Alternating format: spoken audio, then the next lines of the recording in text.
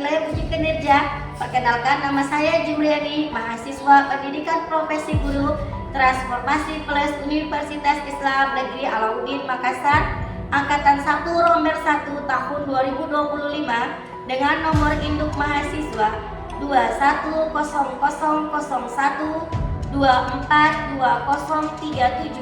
Hari ini saya akan melaksanakan uji kinerja praktek pembelajaran di sekolah tempat saya mengajar, yaitu SMP Negeri 3 Nabire di kelas 8 dengan materi meyakini Nabi dan Rasul Allah menjadi generasi digital yang berkarakter dengan model pembelajaran berbasis proyek dengan pendekatan teknologikal, pedagogikal, dan konten. Mohon maaf apabila ada kekurangan dan selamat menyaksikan. Wassalamualaikum warahmatullahi wabarakatuh.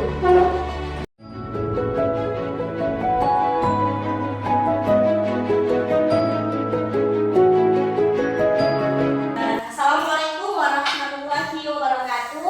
Waalaikumsalam warahmatullahi wabarakatuh. Bagaimana kabarnya hari ini? Alhamdulillah baik. Alhamdulillah.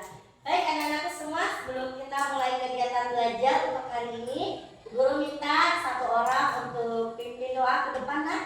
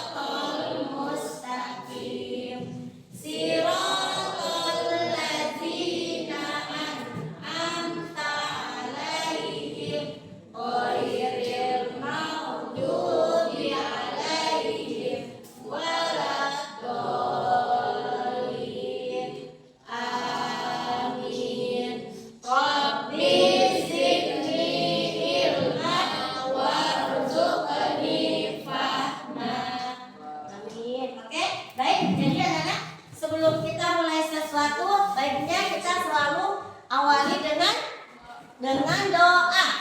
Kenapa demikian? Karena segala sesuatu yang diawali dengan doa, insya Allah selalu bersama dalam setiap kegiatan. Oke? Guru minta semuanya berdiri terlebih dahulu. Selanjutnya sudah masuk ke dalam. Oke, harus rapi ya nak. Kegiatan belajar itu harus rapi. Cek sekelilingnya ada sampah tidak? Tidak ada. Oke, silakan duduk. Nah, sekarang kita interaksi ya dengan bacaan surah Al-Kahfi sama-sama. Kita selalu mulai dari ta'awudz ya. Lahir istani salasa. A'udzu billahi minasy syaithanir rajim. Bismillahirrahmanirrahim. Qul ya ayyuhal kafirun la a'budu ma ta'budun wa la antum 'abiduna ma a'bud wa la ana 'abidum ma 'abadtum wa la antum 'abiduna ma a'bud lakum dinukum waliyadin. Shadaqallahul azim. Selanjutnya kita nyanyikan lagu Indonesia Raya. Silakan satu orang teman untuk memimpin, nak. Semuanya berdiri ya. Silakan semuanya berdiri.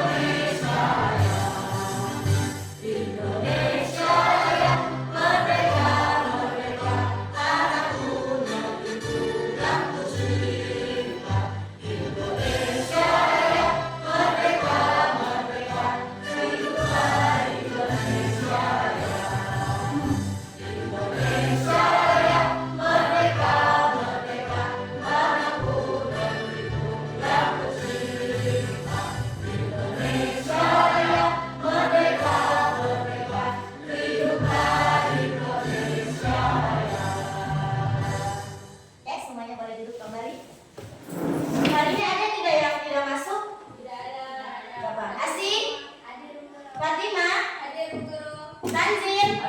Jadi semua hari ini masuk ya? Oke. Semuanya sudah sarapan belum pagi ini? Sudah. Jadi biasakan kalau pergi sekolah itu sarapan. Setidaknya kita minum susu lah. Kalau memang nggak ada makanan besar, minum susu. Jadi usahakan ke sekolah jangan dalam keadaan perutnya kosong. Tepuk semangat.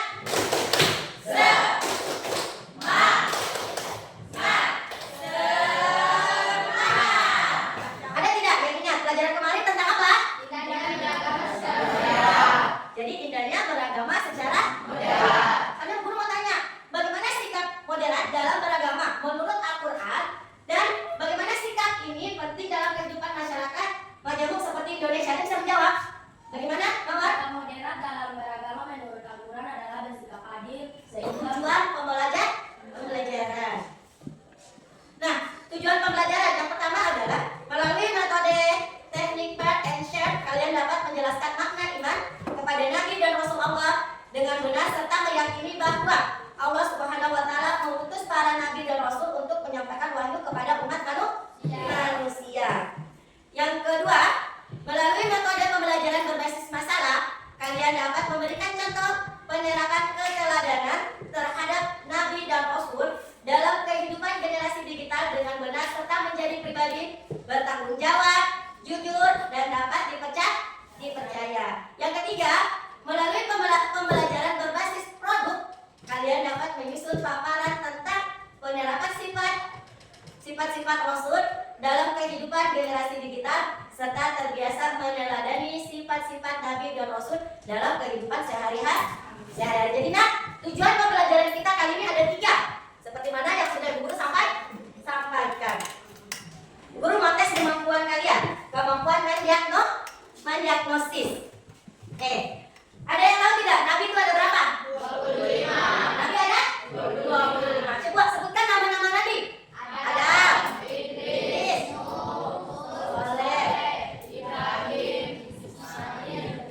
Ishak, Yakub, Yusuf, Ayub, Fuaid, Musa, Harun, Zulkifli, Daud, Sulaiman, Ilyas, Ilyasa, Yunus, Zakaria, Yahya, Isa, dan Muhammad. Ya, jadi kita masuk di materi kali ini tentang meyakini Nabi dan Rasul Allah menjadi generasi digital yang berkarakter.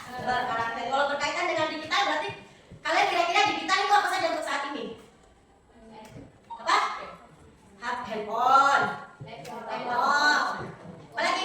Sudah. Jadi digital itu berarti alat elektronik yang dapat kita gunakan. Nama-nama Nabi dan Rasul Allah. Allah Subhanahu wa Ta'ala telah mengutus beberapa Nabi dan Rasul sebelum Nabi Muhammad Sallallahu Alaihi Wasallam. Di antara mereka ada yang Allah Subhanahu wa Ta'ala ceritakan dalam Al-Quran, dan ada pula yang tidak diceritakan. Adapun nama-nama 25 Nabi tadi yang sudah kita sebutkan ya. Nabi Idris, Nuh, Saleh, Ibrahim, Ismail, Ishak, Yakub, Yusuf, Ayub, Musa, Zulkifli, Daud, Sulaiman, Ilyas, Yunus, Zakaria, Yahya, Isa, wal akhirul khatimul anbiya, Muhammad al-Mustafa. Nah, itulah 25 Nabi yang wajib kita ketahui.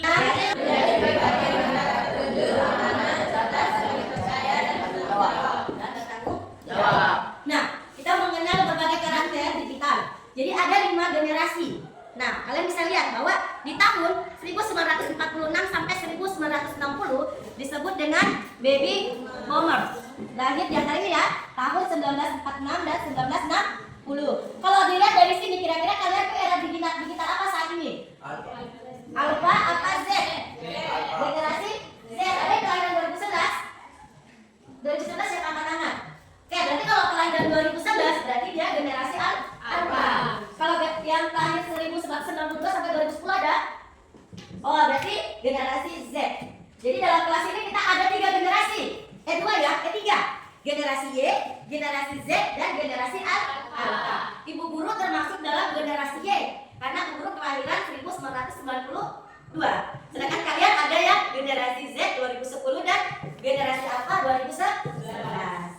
Jadi ingat ya, berbeda generasi berarti berbeda pola pikir. Paham? Tepuk 1, tepuk 1, tepuk 2, tepuk 3, tepuk 1, tepuk tak sampai. Tidak konsentrasi.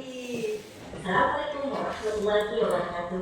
Hai anak-anak, bertemu lagi dengan Ibu Guru. Kali ini kita akan membahas materi tentang meyakini Nabi dan Rasul Allah, membangun generasi digital berkarakter. Yuk anak-anak, sama-sama kita simak materinya. Taati beriman kepada Nabi dan Rasul. Pengertian iman. Iman kepada Nabi dan Rasul adalah mempercayai mereka sebagai utusan Allah Subhanahu wa Ta'ala. Nah, anak-anak, yuk kita dengarkan bunyi Quran surah Al-Baqarah ayat ke-285 sebagai berikut. آمن الرسول بما أرسل إليه من ربه والمؤمنون كل آمن بالله وملائكته وكتبه ورسله لا نفرق بين أحد من رسله وقالوا سمعنا وأطعنا غفرانك ربنا وإليك المصير. Nah, anak-anak, beriman kepada Nabi berarti meyakini dengan sepenuh hati bahwa Allah telah mengutus para nabi sebagai pembimbing dan teladan bagi umat manusia. Mereka menyampaikan wahyu dari Allah dan mengajarkan kebaikan. Oleh sebab itu kita harus jadikan panutan dalam kehidupan sehari-hari. Selanjutnya, mari kita mengenal lebih dekat sifat-sifat Nabi dan Rasul. Anak-anak, Nabi dan Rasul memiliki sifat yang terpuji dan wajib untuk diikuti bagi umat manusia. Ada 4 sifat yang dimiliki Nabi dan Rasul yang kita wajib ikuti. Yang pertama adalah sifat sidik, yang kedua sifat amanah, yang ketiga sifat latif, dan yang keempat sifat muamalah. Ada kata Muhammad SAW di era digital. Di era digital, keteladanan Nabi Muhammad SAW tetap relevan dan menjadi pedoman dalam berbagai aspek kehidupan. Yang pertama, akhlak mulia. Nabi Muhammad SAW dikenal dengan akhlaknya yang mulia. Di dunia digital, kita bisa meneladaninya dengan bersikap santun dalam berkomunikasi, tidak menyebarkan informasi hoax, dan selalu menjaga etika dalam bermedia sosial. Yang kedua, dakwah positif. Nabi menyebarkan Islam dengan cara yang lembut dan penuh hikmah. Dalam era digital, kita bisa meniru dengan menyebarkan konten yang bermanfaat, memberikan inspirasi dan mengajarkan kebaikan tanpa menyebarkan kebencian atau ujaran yang menyinggung. Yang ketiga, pengusaha jujur. Nabi Muhammad SAW adalah pengusaha yang jujur dan amanah. Di dunia digital, kejujuran dalam berbisnis online sangat penting, seperti memberikan informasi produk yang benar, tidak menipu pelanggan, dan menjaga integritas dalam transaksi. Selanjutnya kita akan membahas tentang tantangan generasi digital, yaitu konten. Di era digital, informasi beredar dengan cepat, namun tidak semua konten yang kita temui bermanfaat atau benar. Tantangan utama yang dihadapi generasi digital adalah yang pertama adalah berita hoax. Hoax atau berita bohong dapat menyesatkan atau menyebabkan kepanikan. Ya, kita akan membahas tentang peran Al-Quran dan Sunnah dalam membentuk generasi digital berkarakter. Yang pertama, etika. Al-Quran dan Sunnah memberikan pedoman etika bagi generasi digital dalam berinteraksi di dunia maya. Islam mengajarkan pentingnya berkata baik dan menjauhi fitnah serta berkata bohong atau berita bohong. Dengan berpegang pada nilai-nilai ini, generasi digital dapat menggunakan teknologi dengan bertanggung jawab dan menjaga akhlak dalam setiap komunikasi. Yang kedua, pedoman. Sebagai pedoman hidup, Al-Quran dan Sunnah memberikan prinsip dalam memilih dan menyaring informasi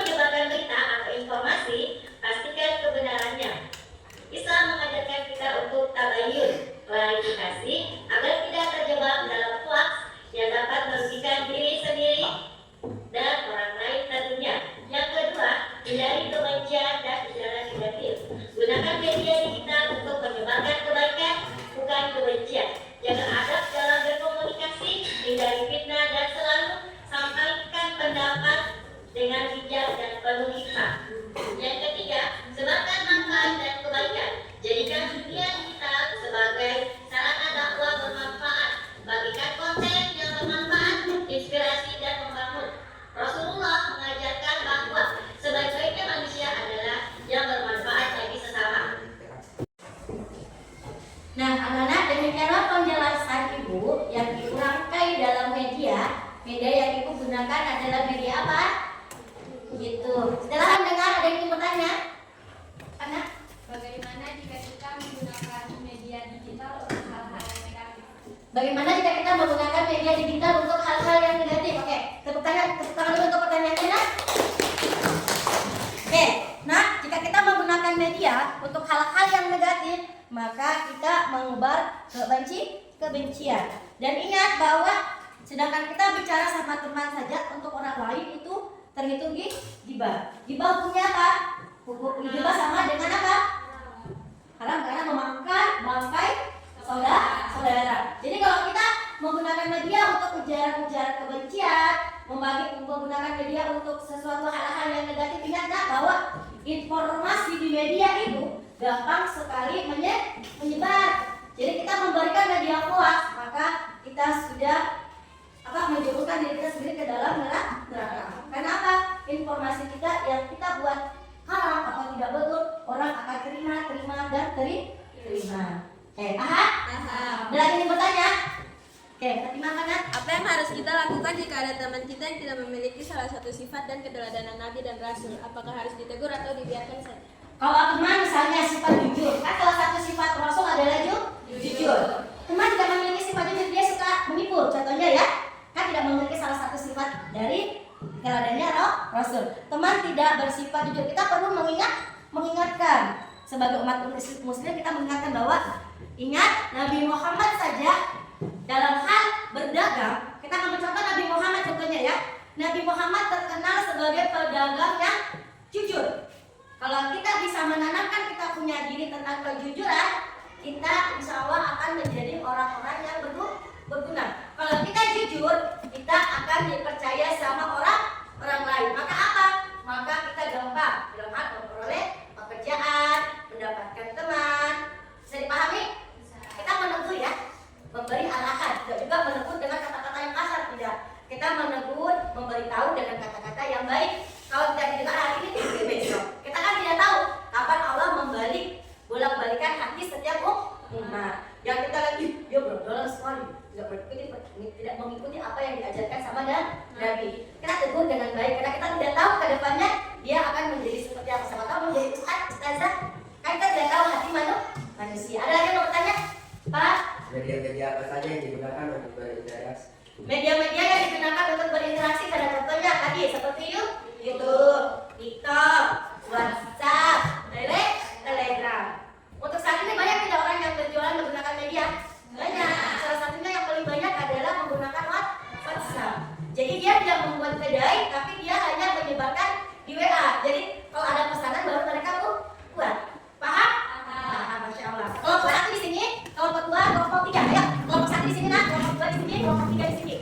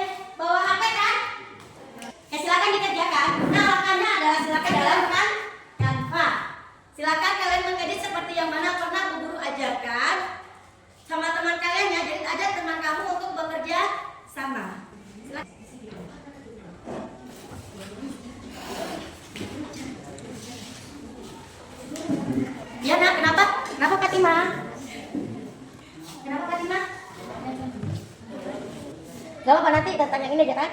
Tugas kelompoknya Fatimah. Jadi untuk kelompoknya Fatimah itu membahas prinsip etika dalam menggunakan teknologi media sosial. Terus menyusun pedoman cara menjaga etika.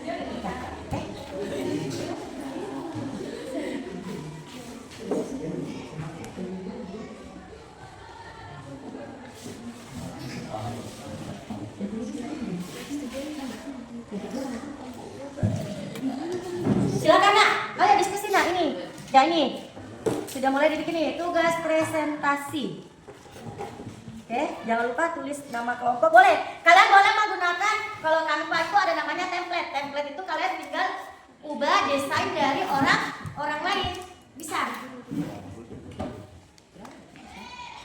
Yang ini boleh kerja sama sama Desi. Situ kak. Kami ya, kerja sama sama Asina. Yang ini juga maju-maju sedikit dan di sini temannya. Ayo.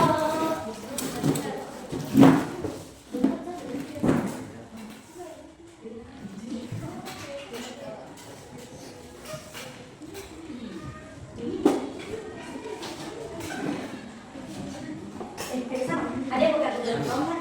Untuk mencari soalnya. Buka Google Chrome, yang ini tulis di kertas. Buka Google Chrome. Buka Google Chrome, terus kalian cari tentang ini. Etika dalam penggunaan teknologi. Kak, di sini Kak, berdiri di sini. Etika. Klik di situ. Etika dalam penggunaan teknologi.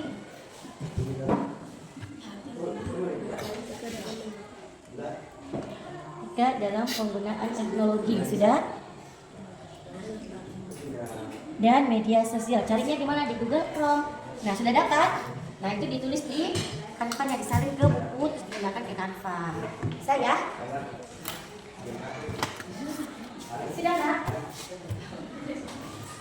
Nah, kalau kan terus nih, ada material teks terus lagi ini kalian bisa copy.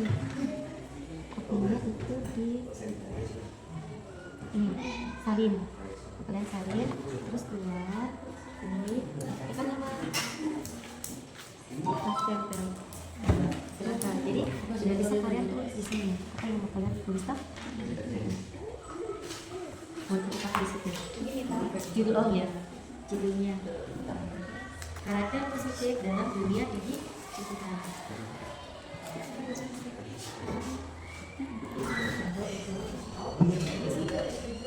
Tujuan boleh? Ada nggak tujuannya? Ini ya topiknya, terus tujuannya. Menjelaskan konsep generasi digital.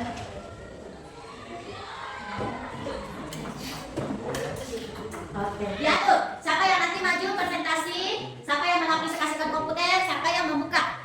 Perkenalkan, kami dari kelompok ini, gitu ya.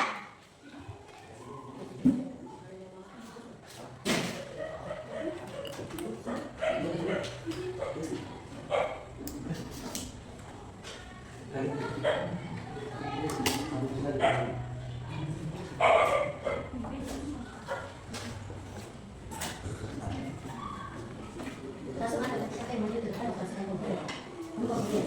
Jadi kamu siapa yang membacakan, siapa yang balik di ada itu. Jadi kamu yang rekod, kamu yang presentasi kamu yang sama ya, presentasikan. Kalian berdua baca saja. Jadi siapa yang menunjukkan ya, siapa yang presentasikan, siapa yang menghafal. Tapi nanti teman yang lain bantu ikut ke depan. Udah ini kan? Kak, kita yang lagi maju presentasi. Presentasi ini perkenalkan. Ya, jangan foto ya. Boleh, nggak apa-apa. Tengok. Jangan main. Sana aku udah tinggi, oke? Tapi kalian tanya ke depan. Pendampingnya teman-teman.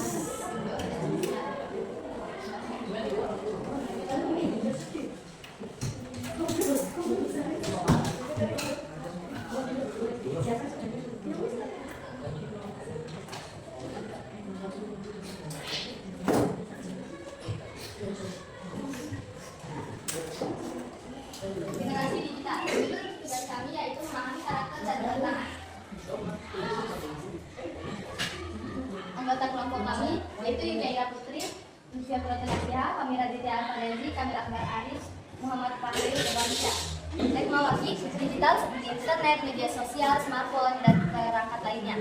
Mereka memiliki pemahaman yang kuat tentang teknologi dan mampu menggunakannya dengan baik. Elaborasi.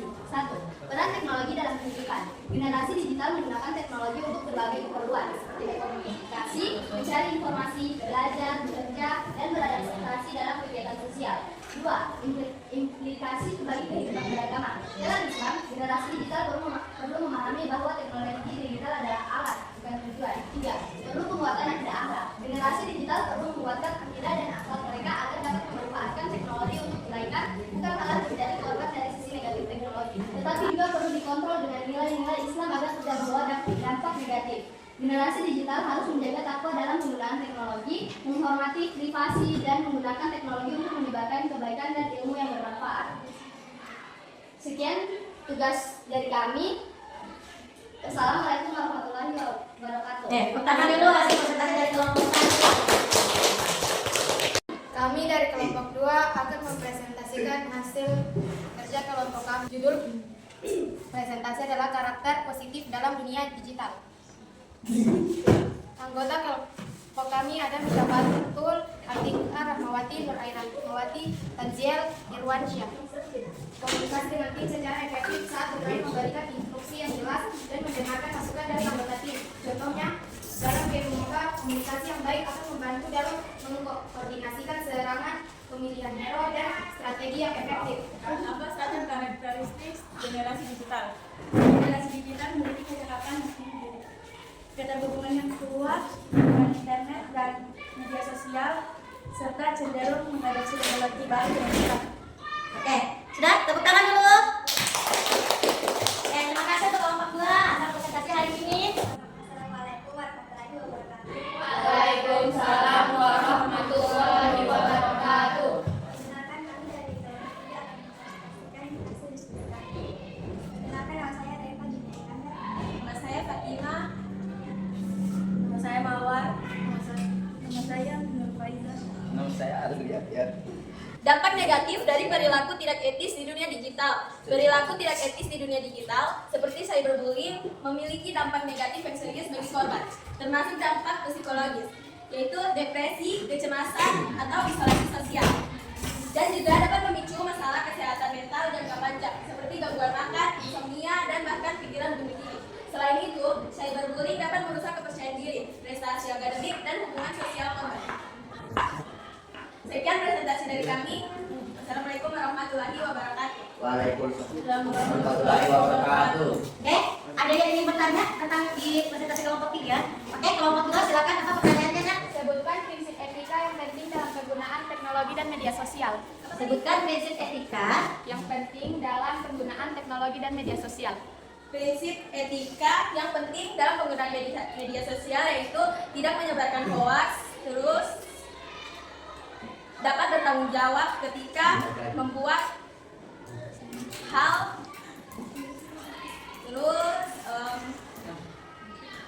menghormati perasaan orang lain. Oke, selanjutnya tepuk tangan dulu. Oke, kelompok 1 pertanyaannya apa? Apa saja tantangan yang dihadapi generasi digital? Tantangan yang Apa saja tantangan yang dihadapi generasi digital di era digital? tantangan yang dihadapi Di era digital. tantangan yang dihadapi yaitu jangan terlalu memikirkan perkataan orang lain yang menjelek-jelekan kita di komentar konten kita. Terus jangan terlalu memikirkan hal-hal yang bukan yang kita lakukan. Oke, demikian. Tepuk tangan dulu untuk kelompok 3. Nah, jadi silakan duduk, Nak. Nah, demikian presentasi dari hasil kelompok 1, kelompok 2, dan kelompok 3. Sebelum lanjut kita tepuk semangat dulu. Tepuk semangat. Semangat. Semangat. Lagi, tepuk semangat. Semangat. Semangat. Oke, terima kasih untuk kelompok 1, kelompok 2, kelompok 3 sudah memaparkan hasil diskusinya. Ibu rasa semua sudah mengerti bahwa di era sekarang semuanya itu serba digital. Jadi kita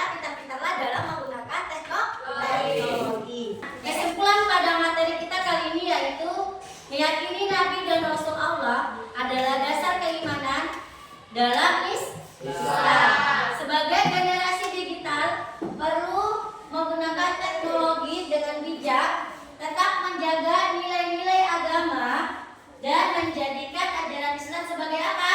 Pedoman hidup. Sebagai pedoman hidup. Dengan begitu kita dapat menjadi individu yang cerdas dalam teknologi, sekaligus menjadi karakter yang baik dan bermanfaat bagi diri sendiri dan orang lain.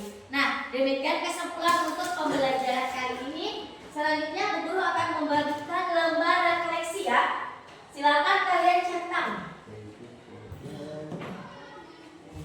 Nah, Bu Guru bagikan satu orang satu. Kalian centang bagaimana proses pembelajaran kali ini.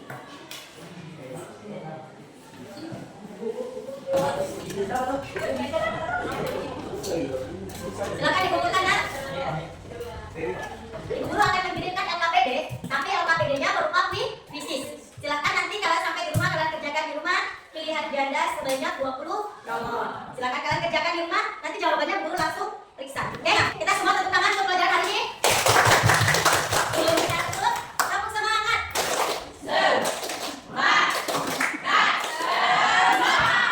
Oke, demikian pembelajaran kali ini. Silakan menyimpan. Lalu tutup dengan doa kafaratul majelis. Subhanakallahumma wa bihamdika asyhadu an la ilaha illa anta astaghfiruka wa atubu ilaik. Baik, Bu Guru mohon maaf apabila ada kata-kata yang salah. Wassalamualaikum warahmatullahi wabarakatuh. Waalaikumsalam warahmatullahi wabarakatuh. Silakan keluar.